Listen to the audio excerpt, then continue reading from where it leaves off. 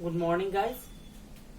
First lesson आप लोग का कंप्लीट हो गया है, अच्छा रिस्पांस भी मिला। उससे आगे सेकेंड लेसन हम लोग देखते हैं माइक्रो ऑर्गेनिज्म। माइक्रो ऑर्गेनिज्म का मतलब होता है जो सूक्ष्म जीव होते हैं, यानी कि जो छोटे छोटे जीव होते हैं, तो वो माइक्रो ऑर्गेनिज्म कहलाते हैं। बहुत सारे ऐसे होते हैं, ये इतने छोटे होते हैं जिन्हें हम अपने नेक्ड आई से देख नहीं सकते हैं, अपनी खुली आंखों से नहीं देख सकते हैं। कॉजेस क्या होता है कि ये साइज में बहुत ही ज्यादा स्मॉल होता है, तो इन्हें देखने के लिए हमें माइक्रोस्कोप की जरूरत होती है, इसीलिए इन्हें माइक्रोस्कोपिक ऑर्गेनिज्म भी कहते हैं। जब तक हमारे पास माइक्रोस्कोप नहीं था, माइक्रोस्कोप के आने के बाद हमें इनके बारे में जाने। इन्हें मेनली हम लोग 5 कैटेगरीज में डिवाइड रखते हैं। अब 5 कैटेगरीज की बात करें तो जो ये 5 कैटेगरी है, ये पांचों कैटेगरी में फर्स्ट हमारा बैक्टीरिया है। बैक्टीरिया है and the second are fungi, thirds are alga,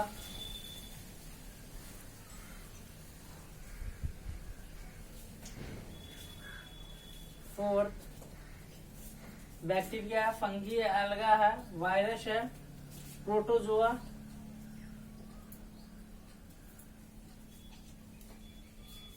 and fifth and last are virus.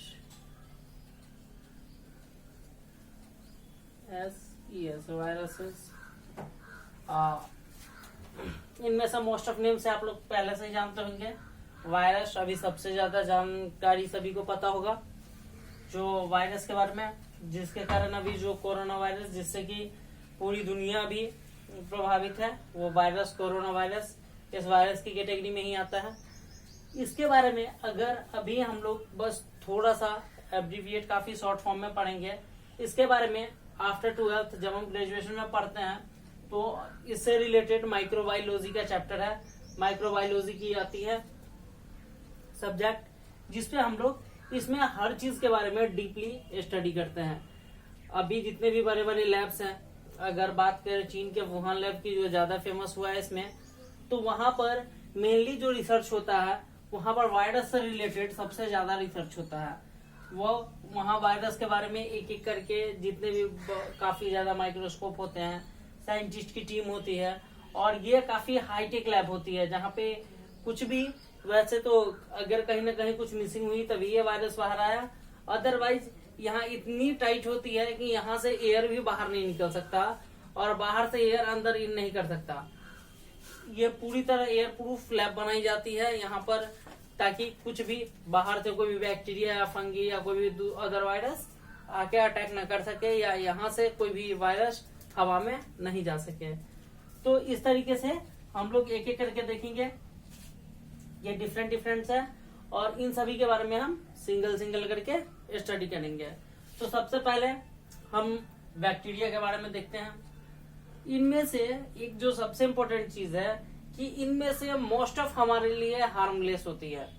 Most of harmless मतलब जिनसे हमें कोई नुकसान नहीं है।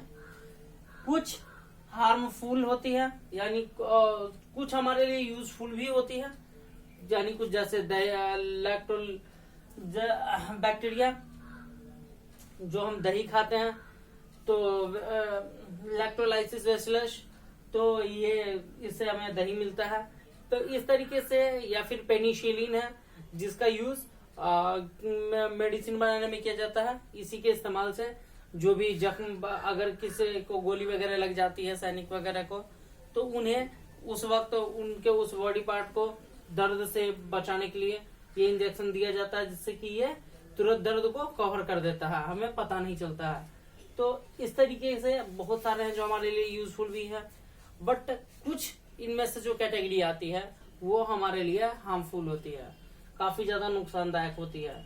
जो कोरोना वायरस की हमने बात की, ये लगभग 21% में ये मल्ली फॉर वायरस जो है, जो हमारे लिए थोड़ी बहुत जो है माइक्रो ऑर्गेनिज्म, वो हमारे लिए डेंजरस होगी।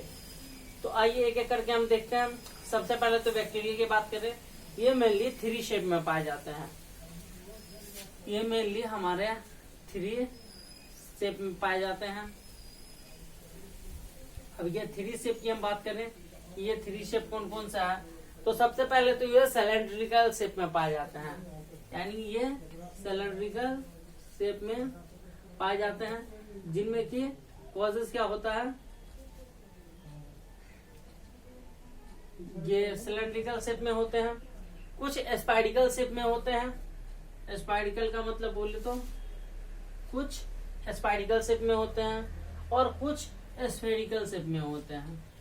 ये मेनली 3 टाइप से इनके शेप होते हैं बैक्टीरिया के। ये सिंगल सेल ऑर्गेनिज्म में मेनली काउंटिंग आता है, ये सिंगल ऑर्गेनिज्म होता है, और ये वायरस से बड़ा होता है, बट इसके ये मल्टीपल, ये वायरस से बड़ा होता है और ये नेचर में खुद डेवलप हो सकता है। अदरवाइज ये इन्हें जहां भी माहौल मिलता है ये वहां डेवलप होना शुरू होते हैं। तो इस तरीके से जहां भी इन्हें ऐसा माहौल मिले, जहां भी इन्हें नेचर मिले, ये वहां पर डायरेक्टली ग्रो करना शुरू करते हैं। इसके बाद हम बात करते हैं फंगी की। फंगी हम सभी जानते हैं, अगर रोटी को हम लोग 2 दिन छोड़ देते हैं, अगर आटे को डफ बनाकर हम 2 दिन छोड़ देते हैं, देखते हैं उसके ऊपर छोटी छोटी फफूंदी निकल आती है, जिसे हम लोग फंगी के रूप में जानते हैं। अदरवाइज अगर हम बात करें तो इसके अलावा भी बहुत सारे एग्जाम्पल्स हैं। मशरूम इसी का एक एग्जाम्पल है। इसमें ये जो फंगी होते हैं इन्हें आप पैरासिटिक भी कह सकते हैं, क्योंकि ये दूसरे लिविंग ऑर्गेनिज्म में रहते हैं। अदरवाइज ये दूसरे डेड और डिकेइंग एनिमल्स में भी पाए जा सकते हैं। तो इस हिसाब से जो फंगी है ये दोनों में अवेलेबल होता है, और ये जो भी ब्रेड वगैरह मोल्ड हो जाता है, सड़ जाते हैं ये, तो उन सब जगहों पर फंगी प्रोड्यूस होता है। ये पॉइजनस भी हो सकता है मोस्ट ऑफ टाइम। तो इसके बारे में ये फंगी पॉइजनस भी हो सकता है। इसके बाद एल्गा की बात करते हैं, तो फंगी के बाद एल्गा है, नेक्स्ट हमारा प्रोटोजोआ है, और फाइनली हमारा वायरस बचेगा। तो अभी तो बस वेरी एब्रीविएट फॉर्म में हम इन्हें डिफाइन करेंगे, फिर इसके बाद थोड़ा थोड़ा डिस्कशन करेंगे इनसे क्या रिलेटेड डिजीज हो सकते हैं, और बस क्योंकि यहाँ ज्यादा है नहीं आपके सिलेबस में, तो आज के लिए इतना ही रखते हैं। फिर देखते हैं अगले क्लास में कितने दिन